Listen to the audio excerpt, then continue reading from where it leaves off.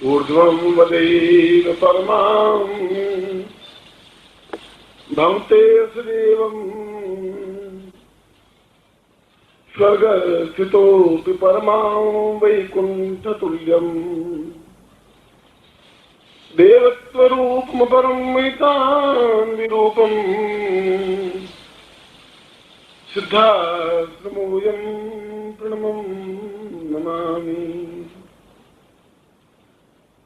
एक संसार की एक ऐसा दिव्य स्थल जो दिव्य चक्षुओं से दृष्टिगोचर नहीं होता, मगर जिसके आत्मचक्षु जागृत होते हैं, जिनका हृदय अपने आप में पूर्ण 10 महाविद्याओं से सिद्ध होता है, जो ऊर्ध्वपात क्रिया से संपन्न होते हैं,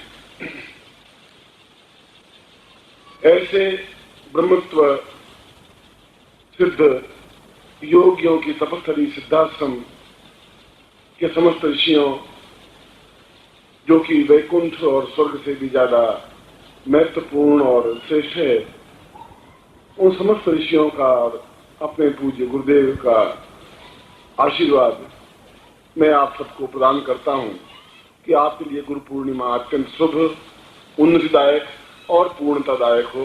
ऐसा ही मैं आपको आशीर्वाद देता हूं।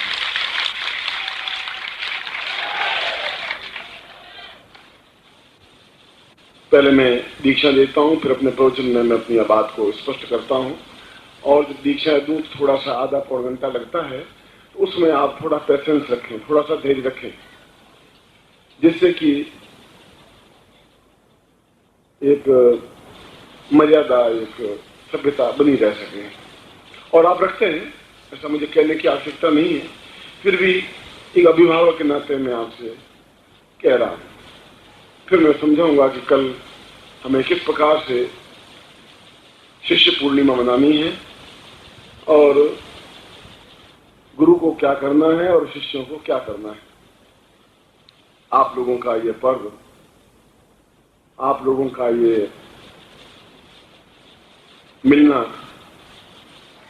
मेरे लिए और आपके लिए, सभी के लिए अत्यधिक प्रेम और स्नेह और आत्म ऐक्य युक्त है। मैं आप सबको साधुवाद देता हूं, क्योंकि कल गुरु पूर्णिमा है, शिष्य पूर्णिमा है, और पूर्ण का मतलब है कि सभी दृष्टियों से हम पूर्ण हों। जो भी हमारे जीवन की न्यूनता है उनको दूर करते हुए। और मेरा तो ऐसा ख्याल है, ऐसा विचार है, ऐसा चिंतन है कि दे देने की क्रिया को ही पूर्णिमा कहा जाता है। जब हम तन और मन एक प्रदान कर लेते हैं तो अपने आप में पूर्णता प्राप्त हो जाती है। इसीलिए राधा और कृष्ण को 2 देह 1 प्राण कहा गया है। और इसीलिए इस श्लोक में भी गुरु और शिष्य को भी 2 देह 1 प्राण से संबोधित किया गया है। जब तक साधक प्राण तत्व में नहीं जाता, तब तक साधक अपने आप में उच्च योगी भी नहीं बनता। प्राण तत्व में जाने का तात्पर्य यह है कि जीवन के 7 कोश हैं, अन्नमय कोश और प्राणमय कोश। आगे तो ऊर्ध्वमय कोश, विरक्तिमय कोश, 7 कोश है। अन्नमय कोश का तात्पर्य है कि हम अन्न से जिंदा हैं। अन्न है तो जिंदा है, अन्न नहीं लेंगे तो 5, 7, 15, 20 दिन रहेंगे और शरीर अपने आप में सूखता हुआ समाप्त हो जाता है। कोई ऐसी स्थिति कि हिमालय में तो योगी बैठे हैं, उनको तो कोई रोटियां सब्जियां मिलती नहीं, उनको कोई वनस्पति पेड़ पौधे भी वहां नहीं है, बर्फ ही बर्फ है, पहाड़ ही पहाड़ है, फिर वे कैसे जिंदा है? क्या कारण है? अगर बद्रीनाथ मंदिर में जाएं तो बद्रीनाथ में 6 महीने तक बिल्कुल रास्ता बंद हो जाता है। उत्तरकाशी से आगे तो रास्ता ही नहीं होता, पुजारी भी नहीं जाते। उसके बाद भी सैकड़ों साधु योगी वहां बैठे ही रहते हैं। तो 6 महीने तक उस बर्फ के अलावा वहां कुछ नहीं होता तो फिर वे जीवित कैसे रहते हैं? जहां ऑक्सीजन की मात्रा कम हो जाती है फिर भी वे कैसे जीवित रहते हैं? वे प्राणमय कोश में होते हैं और प्राणमय कोश में कोई भी गृहस्थ भी आ सकता है और जब प्राणमय कोश में चला जाता है तो अपने आप में पूर्ण योगीश्वर बन जाता है, योगी बन जाता है।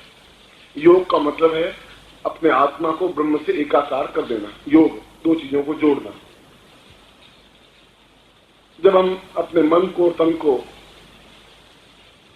उस ईश्वर से या उस ब्रह्म से एकाकार कर देते हैं तो फिर वह शब्द ध्वनित हो जाता है अहम ब्रह्मास्मि, तब शब्द ध्वनित होता है। इस बात को भी मैं आपको समझाऊंगा कि गुरु पूर्णिमा का सही अर्थों में तात्पर्य ही यही है कि हम अन्नमय कोश से परे हट जाएं। अन्नमय कोश से परे हटने का मतलब ये नहीं कि हम भूखे मरे। अन्नमय कोश से परे हटने का मतलब ये भी नहीं है कि हम खाना ही नहीं खाएं और कमजोर होते रहें। ये अन्नमय कोश का तात्पर्य नहीं है। अन्नमय कोश का तात्पर्य यह है कि उस विद्या को, उस कला को, उस ज्ञान को, उस चिंतन को उस जगह, उस स्थान पर पहुंच जाएं जहां भूख लगे ही नहीं और शरीर स्वस्थ रहे, जहां प्यास लगे ही नहीं और शरीर अपने आप में स्वस्थ रहे। और जब भूख और प्यास नहीं लगेगी तो मल मूत्र विसर्जन की क्रिया भी नहीं होगी और उसके बावजूद भी शरीर अपने आप में स्वस्थ बना रह सके, हम और तुम्हारे से भी ज्यादा स्वस्थ, ऐसी स्थिति योगियों की होती है। इसीलिए योगी वंदनीय होते हैं, इसलिए योगियों को योगीश्वर कहा गया है। योगी शब्द नहीं कहते हैं, योगीश्वर कहते हैं जी। अमुक संत योगेश्वर है, विशुद्धानंद जी योगेश्वर थे या अमुक योगेश्वर है। कृष्णम वंदे, और कृष्ण को हमने योगेश्वर कृष्ण कहा है। कृष्ण में रहते हुए भी योगेश्वर रहे। घर में 56 भोग होते हुए भी और अपने आप में पूर्ण अन्नमय कोश में हो जाना। एक बार एक नदी थी और नदी में बाढ़ आई हुई थी। दुर्वासा की पत्नी नदी के उस पार कृष्ण की अत्यंत भक्त और आत्मा से जुड़ी हुई, उसने कृष्ण को भोजन पर निमंत्रित किया था कि आपको कल प्रातःकाल 8 बजे मेरी कुटिया में भोजन करना है। कृष्ण ने हां भर ली। दुर्वासा कृष्ण के पास नदी के एक तरफ खड़े थे और दुर्वासा की पत्नी नदी के उस पार उसकी कुटिया थी। बीच में नदी उफान पर थी। बाढ़, इतनी भयंकर बाढ़ की उसमें पेड़ पौधे बह रहे थे। आदमी तो उसमें अंदर प्रवेश करना भी अपने आप में कठिन हो गया था। और कृष्ण ने कहा कि 8 बजे, मैं 8 बजे तो लौकिक भाषा में बोल रहा हूं कि 8 बजे तो मुझे उनके यहां भोजन करने जाना है। दुर्वासा ने कहा कि क्या करें? कृष्ण ने कहा कि यदि मैं पूरे जीवन भर पूर्ण ब्रह्मचर्य और सही अर्थों में पूर्णता के साथ ब्रह्मचारी रहा हूं तो नदी मुझे रास्ता दे दे, मैं उस पार पहुंचूं। और नदी ने रास्ता दे दिया। गौतम ने कहा कि कृष्ण और ब्रह्मचारी, और जन्म से लगा करके आज तक ब्रह्मचारी जो सैकड़ों गोपियों से प्रेम करता रहा, रासलीला खेलता रहा, ब्रह्मचारी शब्द।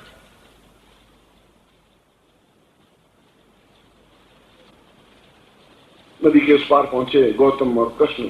कृष्ण ने कहा कि तुम मेरे देह को देख रहे हो, देह के साथ तो मेरे सैकड़ों लोगों के साथ संबंध थे और थे भी, और प्राणमय को उससे नहीं भी है, क्योंकि मैं अपने आप में तटस्थ हूं, विरक्त हूं। हुआ यह कि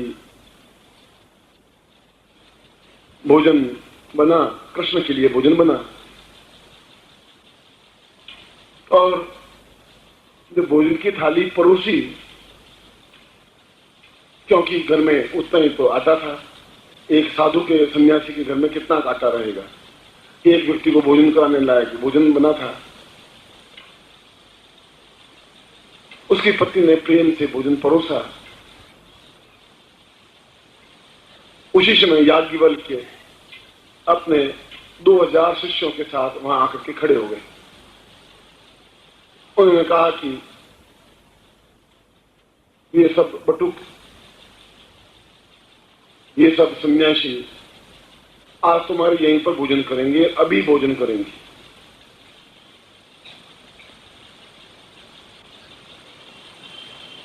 दुर्वासा की पत्नी अपने आप में बड़ी विचलित हुई। उसने कहा कि 2000 सन्यासियों को भोजन में कैसे करवा सकूंगी, और अभी का अभी भोजन करवाना मेरे लिए कैसे संभव है। कृष्ण, ये मैं तो बहुत धर्म संकट में पड़ गई हूँ। मना कर देती हूँ तो मेरी मर्यादा खंडित होती है, मैं हाँ भर देती हूँ तो मेरे लिए तो संभव नहीं है। कृष्ण ने कहा कि तुम चिंता नहीं करो। सामने दुर्वासा बैठे। दुर्वासा की पत्नी चिंतित, आंखों में आंसू, और उससे 2 कदम पर याज्ञवल्क्य खड़े और 2000 शिष्यों के साथ खड़े। उनका कृष्ण, भोजन तो बाद में हो जाएगा तुम्हारा, पहले सब ये सन्यासी भोजन करेंगे, और हम भूखे हैं, हम तो अभी के अभी भोजन करेंगे। कृष्ण ने हाथ में जल लेकर के कहा कि यदि मैं जीवन भर अन्न ग्रहण नहीं किया है तो इस थाली में जितना अन्न है वो सभी सन्यासियों के लिए भी पर्याप्त हो। ऐसा करके हाथ से जल छोड़ दिया, और अंदर कोठरी में देखा तो 2000 की जगह 3000 लोगों के लिए भोजन की व्यवस्था तैयार थी। मैं श्रीमद् भागवत की कथा की बात कर रहा हूं। और लोगों ने कहा, कृष्ण तुम द्वारकाधीश और जीवन भर अन्न ही ग्रहण नहीं किया, ये कैसी बात है। उस दिन याज्ञवल्क्य, मैं एक बार फिर वही बात दोहरा रहा हूं कि तुम्हारी स्थूल आंखें हैं, तुम मेरे शरीर को देख रहे हो। शरीर से परे ज्यों ही हट करके देखोगे मुझे तो अपने आप में ब्रह्म का एक रूपता देखोगे। प्राण में कोश में देखोगे। प्राण को भोजन की भूख की आवश्यकता नहीं होती है, केवल शरीर के लिए, उस माया के लिए उस भोजन को मुझे ग्रहण करना पड़ता है। और इसी के लिए ऐसा कृष्ण जो अत्यंत, जिनको हमने प्रेम करने वाला, भोगी और क्या क्या विशेषणों से संबोधित किया, जो कह रहा है कि अगर मैं अखंड ब्रह्मचारी रहा हूं तो नदी रास्ता दे दे, और मैंने जीवन भर भोजन का कण भी नहीं लिया हो तो इन सब सन्यासियों के भोजन पर्याप्त हो, इस थाली में जो भोजन है वही पर्याप्त हो। और सन्यासी ने भोजन किया, और याज्ञवल्क्य जैसा तपस्वी योगी उसके चरणों में लेट गया, कृष्ण के चरणों में लेट गए। कि वास्तव में हम अभी तक समझ नहीं पाए थे अपने आप को ही कि प्राणमय कोश, ऊर्ध्वमय कोश कितने उच्च कोटि की क्रियाएं हैं। ये क्रियाएं उस समय भी थी, ये क्रियाएं आज भी जीवित हैं। विद्याएं तो उसमें भी थी, विद्याएं आज भी जीवित हैं, मगर सुपात्र को ही दान दिया जाता है। और सुपात्र का मतलब है जो शिष्य हो, क्योंकि अगर सुपात्र नहीं होते तो आप मेरे शिष्य बनते ही कैसे। कुपात्र तो आप है ही नहीं। आपका पात्र टूटा फूटा हो सकता है, आपकी झोली फटी हुई हो सकती है, मैं उसमें डालूं वो पूरी झोली में नहीं रहे, नीचे गिर सकता है, ये तो हो सकता है। कुपात्र नहीं है आप, ये गारंटी की बात है।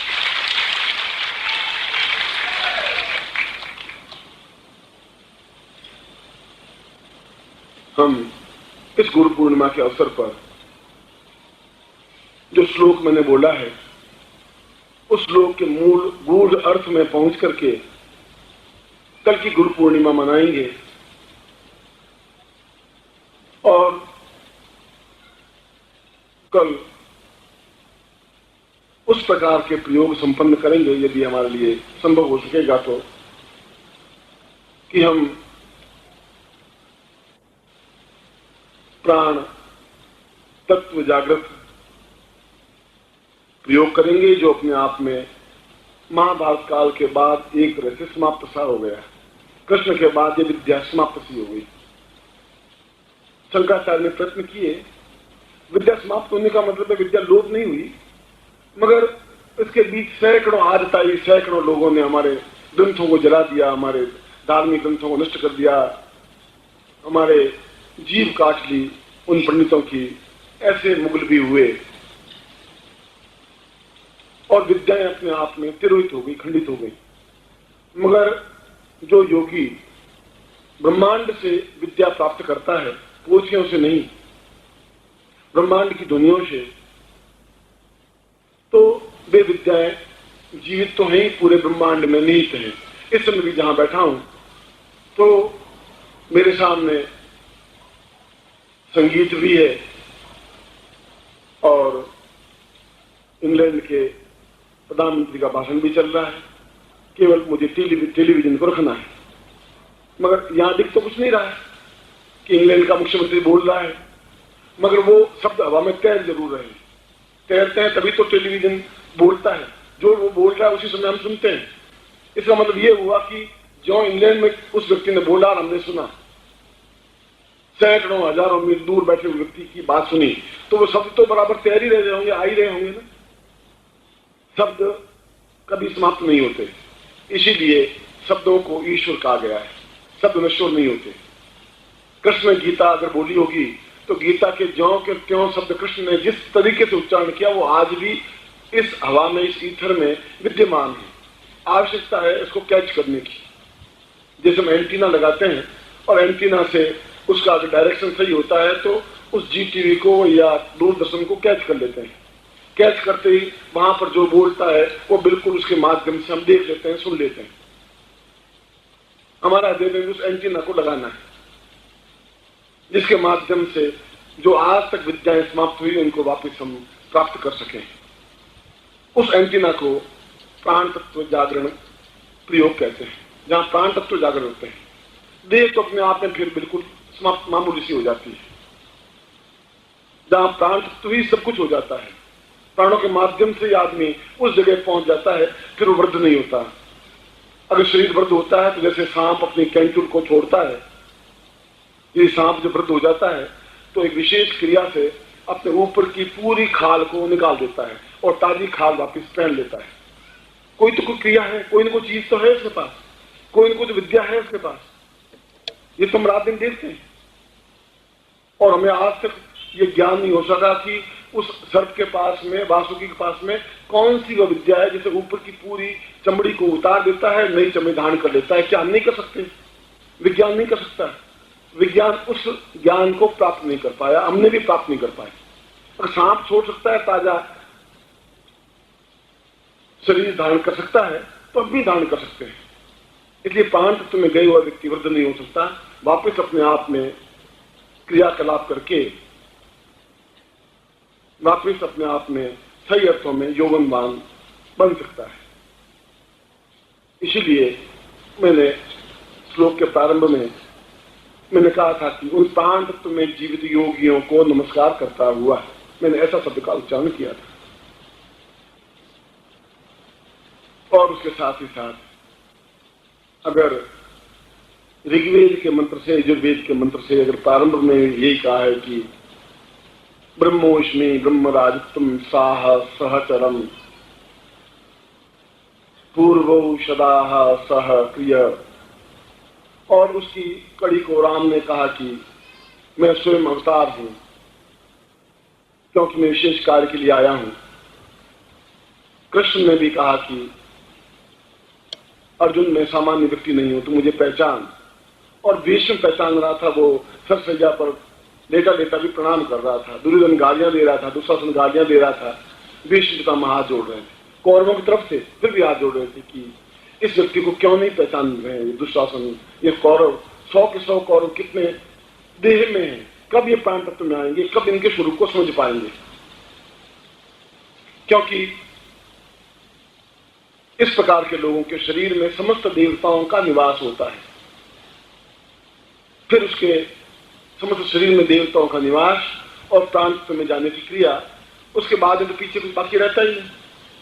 फिर वो काल से अपने आप में परे हो जाता है, मृत्यु उसको वर्ण करती नहीं, फिर अपने आप में वृद्धता उसको पास में आती नहीं, फिर उसको भूख लगती नहीं, फिर अपने आप में कोई तकलीफ में वो आता नहीं, फिर अपने गृहस्थ में रहता हुआ भी अपने आप में पूर्णता प्राप्त करता है, जैसा कृष्ण था।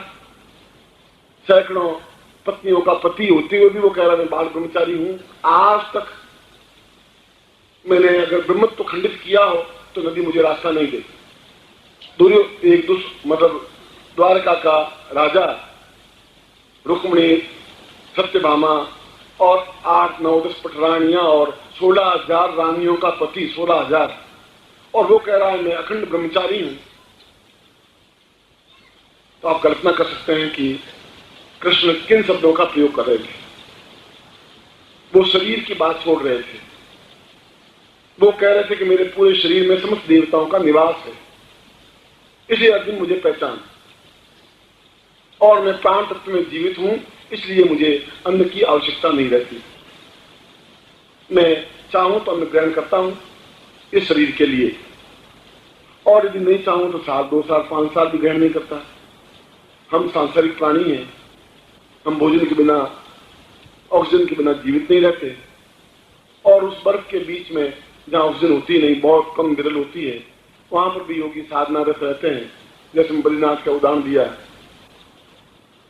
अभी भी वहां कृष्णानंद जी हैं, यदि आप जाएं तो देखें, जहां भैरवी है, और वो इतने बर्फ के बीच में भी वहां बिल्कुल अपनी गुफा में बैठे रहते, ऑक्सीजन तो होती नहीं, फिर भी वे वापस, और सारे लोग बद्रीनाथ के नीचे उतर जाते हैं और वो वहां रहते हैं। ऐसे सैकड़ों योगी वहां हैं। वहां उसके आसपास माना गांव है, माना गांव के पास में और गंधर्व पहाड़ के ऊपर सैकड़ों योगी, 1-2 ही नहीं। तो वो कैसे जीवित रहते हैं, क्या है? एक मेढक को आप बंद कर दें एक ताले में, और 2 महीने के बाद आप उसको खोलें और ऐसा बंद कर दें बॉक्स में कि उसको हवा भी नहीं मिले, ऑक्सीजन तो बहुत दूर, और 2 महीनों के बाद भी देखेंगे तो मेढक जीवित मिलेगा आपको। तो 2 महीनों में कौन सी हवा उससे ली, कौन सा अन्न लिया, कौन सा पानी दिया? क्या मेढक से भी गए बीते? ऐसा प्रयोग तो वैज्ञानिकों ने किया है। शाम के ऊपर वैज्ञानिकों ने क्या किया, क्या करता है, केंद्र छोड़ देता है। मेढक के पास कौन सी चीज होती है जिससे बिना ऑक्सीजन के भी जीवित रहता है? विज्ञान नहीं समझ पाया है। ज्ञान समझ पाएगा, ज्ञान समझता है, मगर वे पोथियों में, ये ग्रंथ में मंत्र लिखे हुए नहीं है, ये साधना लिखी हुई नहीं है। क्यों? पोथियां तो जला दी गई, ना दिशा आया, लाखों ग्रंथ जला दिए गए, और जेब आया, हजारों ग्रंथों को आग लगा दी गई। हमारा जितना ज्ञान था पंडितों की जीभ काट ली गई, जितना अत्याचार हुआ हम सहन करते गए, और वे सारी विद्याएं जो कुछ बची खुची थी अंग्रेज उठा करके लेके चले गए। और आज हम सिरमौर होते हुए भी अपने आप में, जहां वेदों की रचना हुई वहां होते हुए भी हम अपने आप में निर्धन, असहाय, कमजोर, बेबस, परेशान, दुखी और संतप्त और पीड़ित हैं। तो कोई न कोई ऐसा व्यक्ति पैदा होगा जो समझा सकेगा कि प्राण तत्व में जाने की क्रिया क्या है। कोई न कोई व्यक्ति ऐसा होगा जो समझा सकेगा कि पूरे शरीर में उन देवताओं का निवास होने पर वो अपने आप में कितना ऊपर उठ सकता है, ऊंचाई पर उठ सकता है, जहां एक स्थान से दूसरे स्थान पर जाना अपने आप में सामान्य बात होती है। आज हमारे सुनने में अटपटी लगती है, पर हम तो पढ़ते आए, चाहे कोई धर्म हो, उस धर्म में ये चीजें हमने पढ़ती आए। वह ज्ञान कहां रहा? और ऐसा ज्ञान गुरु पूर्णिमा के अवसर पर ही अपने शिष्यों को देते थे, क्योंकि उसके बाद 4 महीने तक शिष्य गुरु के पास रहते थे। बरसात में नाले हो जाते, कहीं जाते नहीं, और एक स्थान पर रहते, अंत तक गुरु भिन्नतम भ्रमण पे रहते थे। इसलिए कल की गुरु पूर्णिमा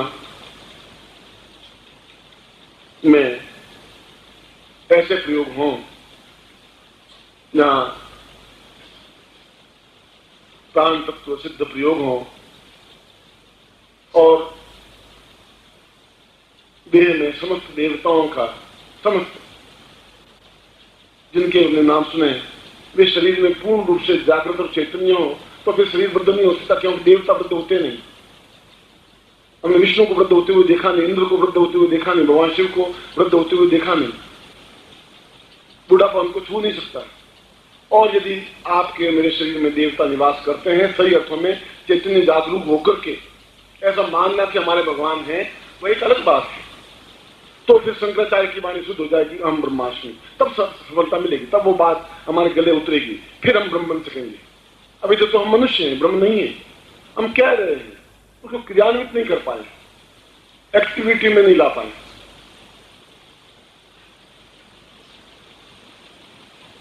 कल प्रातः काल इन दोनों प्रयोगों को संपन्न करेंगे अपन। बहुत महत्वपूर्ण और गूढ़ प्रयोग, अद्वितीय और श्रेष्ठ प्रयोग, दोनों प्रयोगों को संपन्न करेंगे। फिर गुरु पूजन करेंगे। समस्त शिष्य अपने स्थान पर बैठ करके गुरु पूजन होगा। ये प्रातः काल की बात बता रहा हूं। और उसके बाद में प्रत्येक शिष्य की आकांक्षा रहती है कि गुरु के चरणों को स्पर्श करूं, गुरु पूर्णिमा का अवसर है, तो वैसा हो। और जहां ऊर्ध्वरेता प्रयोग है, जैसे मैंने आज सुबह प्रवचन में कहा था कि शक्तिपात, और शक्तिपात से भी ऊपर उठ करके ऊर्ध्वपात। तो शक्तिपात तो मैंने कई बार आप लोगों के साथ किया, तो ऊर्ध्वपात क्रिया तो मैंने संपन्न की नहीं, करवाई भी नहीं आपको। क्यों नहीं करवाई, इसका उत्तर मेरे पास नहीं। उत्तर इसलिए नहीं है कि जब समय आता है तभी कोई चीज आदान प्रदान हो सकती है।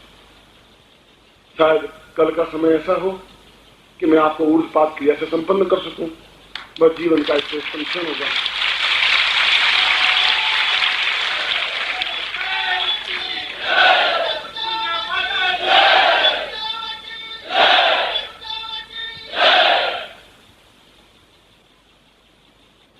जीवन का एक विलक्षण सौभाग्य, जीवन का एक अद्वितीय सौभाग्य। आप और मैं, शरीर तो अलग अलग हैं आपके और मेरे। मैं तो अलग अलग शरीर मानता ही नहीं हूं, मैं तो एक ही प्राण मानता हूं। आप मेरे मुझ में एक ही हृदय धड़कता है, एक ही शब्द गुंजरित होते हैं। आप अधूरे नहीं रहे किसी दृष्टि से। मैं आपको पूर्णता दे सकूं, कहता तो हूं पूर्णमदा पूर्णमिदम्, मैं कहता हूं कि आप ब्रह्म हैं, मगर कभी उसको प्रयोग संपन्न नहीं करवाया। कहा, मगर मैंने अभी कहा कि क्षण जब होता है, कालो यम निर्विदाम पुलाच लक्ष्मी, सही कोई काल आता है तभी कोई घटना घटित होती है। कोई क्षण आया था कृष्ण पैदा हुए, कोई क्षण आया राम पैदा हुए, कोई क्षण आया बुद्ध पैदा हुए, कोई क्षण आया नानक पैदा हुए। एक क्षण आया, आए और अपना कार्य करके चले गए। कोई क्षण शायद कल का ऐसा है कि इस प्रकार की क्रियाएं, ऊर्ध्वपात क्रिया तो योगियों को भी नहीं दी जाती, सन्यासी शिष्यों को भी बहुत ठोक बजा करके परख करके बहुत तब दी जाती है जब ये सोचते हैं कि अब तो देना ही चाहिए इनको, इसे इतनी सेवा कर दी है कि इसका ऋण मेरे ऊपर चढ़ने लगा है। और आप पूछेंगे कि आप हमें क्यों दे रहे हैं, इसका उत्तर 4-6 महीने बाद आपको मिल जाएगा। न आज मैं उत्तर दे पाऊंगा, न मैं आज इस बात को समझाना चाहूंगा। जो भी झोली आप सी लें, जो दूं वो प्राप्त कर लें, अपने आप अंदर उतार लें और अपने आप को गौरवान्वित अनुभव करें। उस व्यक्ति ने जो कुछ कहा अपने आप में सब कुछ दे देने के लिए कहा, लेने के लिए कुछ नहीं कहा। इसलिए दीक्षा देने से पहले कल का कार्यक्रम मैंने आपको समझाया है। थोड़ा सा जल्दी अपन कार्य संपन्न करेंगे, क्योंकि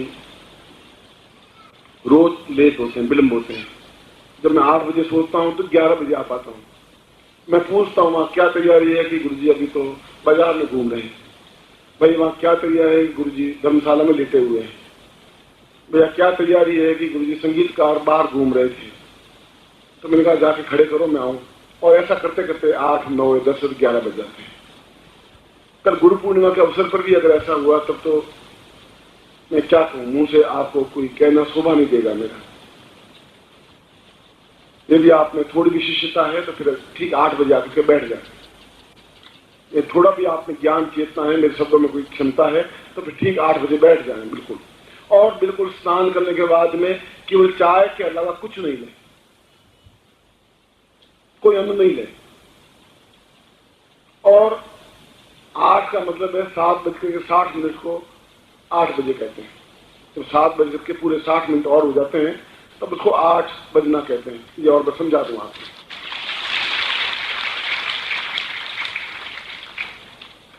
फिर ऐसा मुझे नहीं समझ लिया कि गुरुजी आधा पंडाल में तो लोग बैठे हैं, भारतीय पंडाल को गुरुजी अभी स्नान भी नहीं किया।